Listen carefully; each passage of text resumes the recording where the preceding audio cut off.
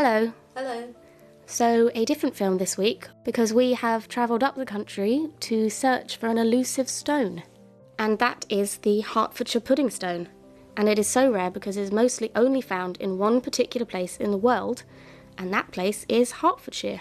I also think that you can find it in the Americas. And apparently there are less pudding stones in the world than diamonds. We are in the pursuit of a pudding stone. They're quite rare. They're only found in this particular part of the country. But there's quite a few leaves. And this is just a stone. It's very beautiful though.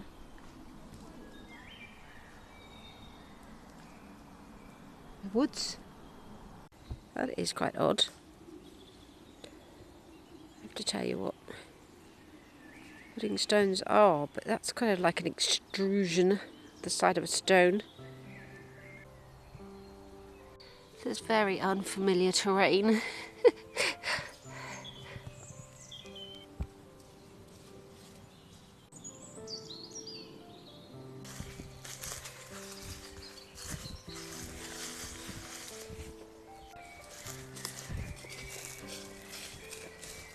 They're very well camouflaged. Yeah. Green and brown, like a tree.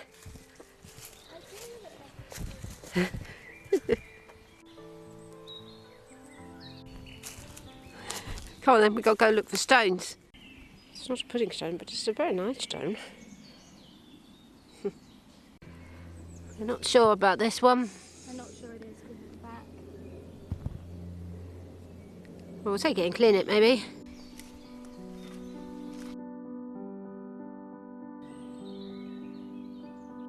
I think I found it! I think I have found Puddingstone. Oh, yeah. Oh my goodness. That is one of the rarest stones. There is some Hertfordshire Puddingstone. One of the interesting ways in which its forms makes the pebbles so strong that instead of the stuff around it breaking, the pebbles just split when it gets like ripped apart, like split apart. That pebble's just split in half. It's like a cross section of. Oh my goodness! Okay.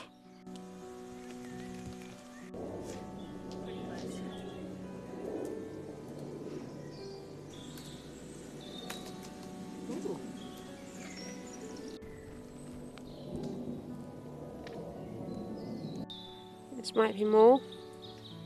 There's quite a bit of it in this dried up riverbed.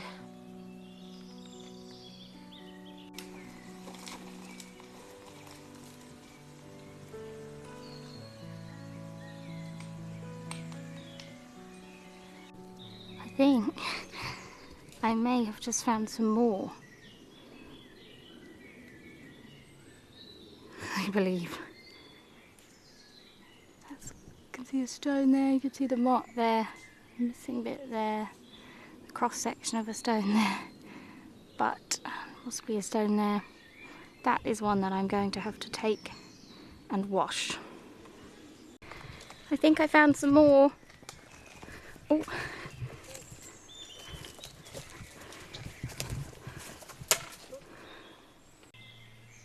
Oh yeah. Yeah, you see? And then the cross sections are here. So we're going to have to wash them and decide which one's the best bit, because we only really need to take one bit, don't we? We don't need to... Well, we could take... we might have to. Don't know which is the best bit. Well, yeah, I mean, we'll wash them at the van. That might be it now, though. Apparently there's other interesting geology here, though. That piece there? Yeah, is that one? Oh, I don't know. I really should have bought some water. No, I think it's just...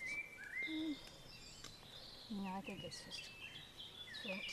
Yeah. Just happen to look like stones inside. It's really difficult to tell because they're all the same sort of dirty brown.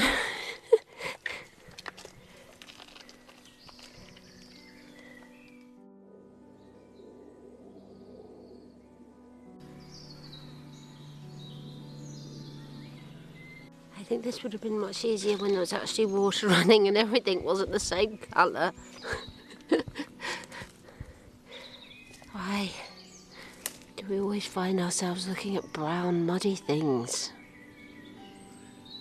Just picked up this bit, and I can't tell. It does have a stone in it. That might be something else. Not sure. To clean it just in case, but I don't think that is.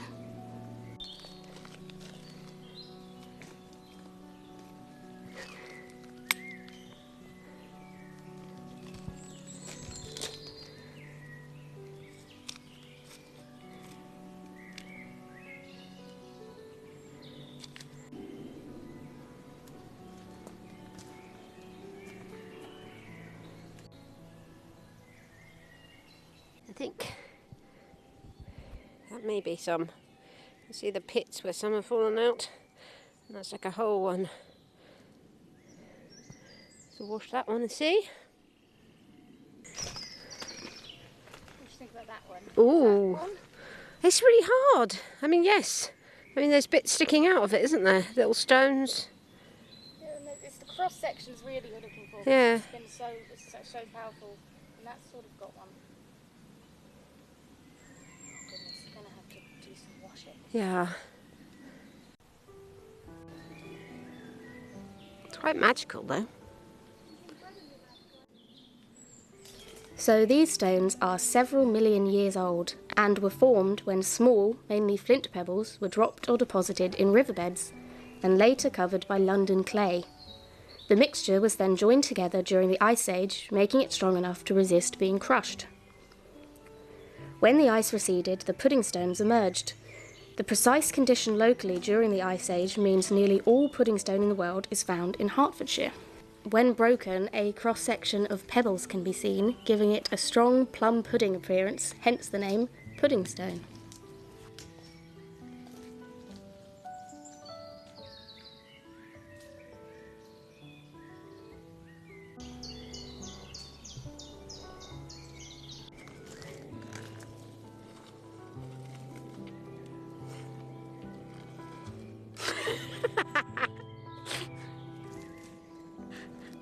I think this is another one here, Kate.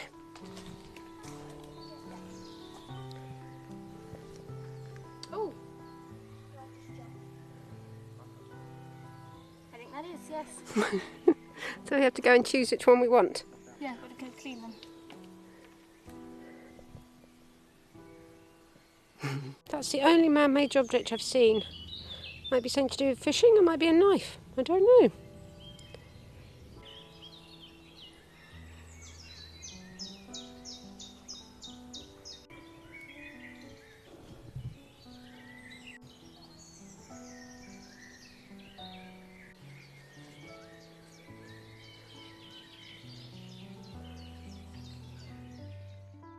Puddingstone is very hard, and its earliest known use was as a primitive millstone used for grinding corn.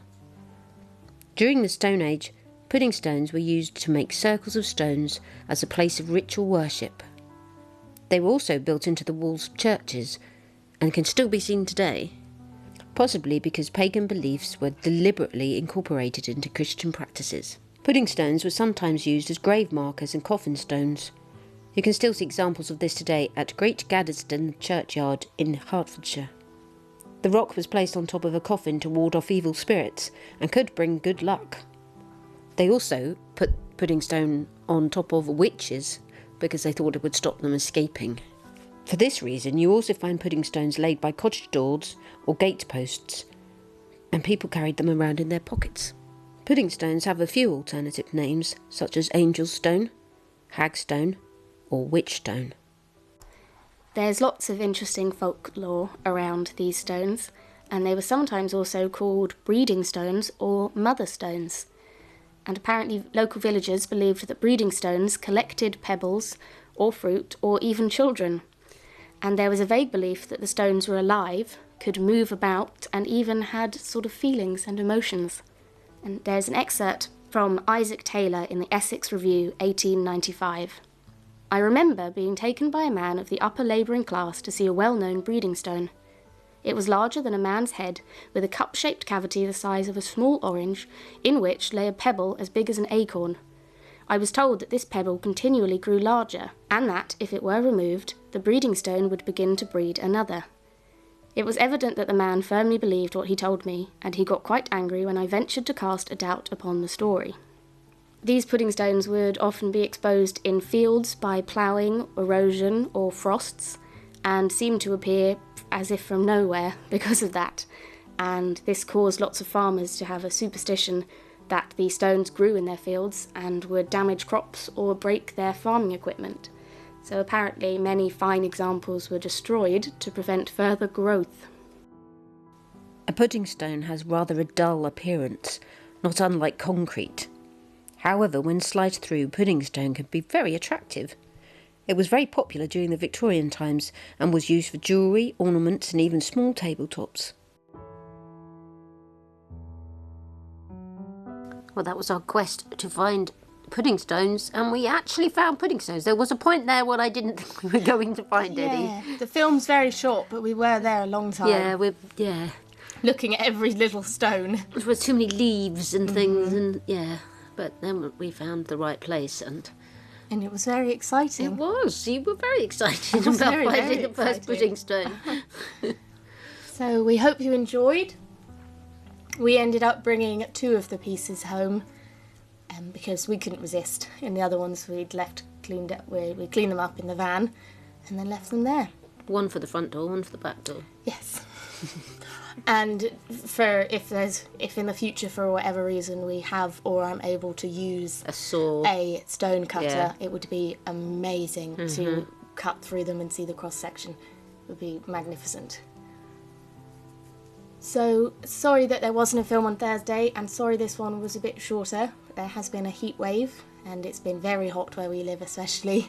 So yeah, we have to apologise for that, but we'll be back normal time next Thursday for more mudlarking. And quite an exciting crafting too. Oh yes, on Monday over on our crafting channel. Yes, we're going to do some crafting in a slightly different place. Yeah, because we're going on a tiny holiday. We are. So we hope to see you then and hope you have a wonderful rest of the week.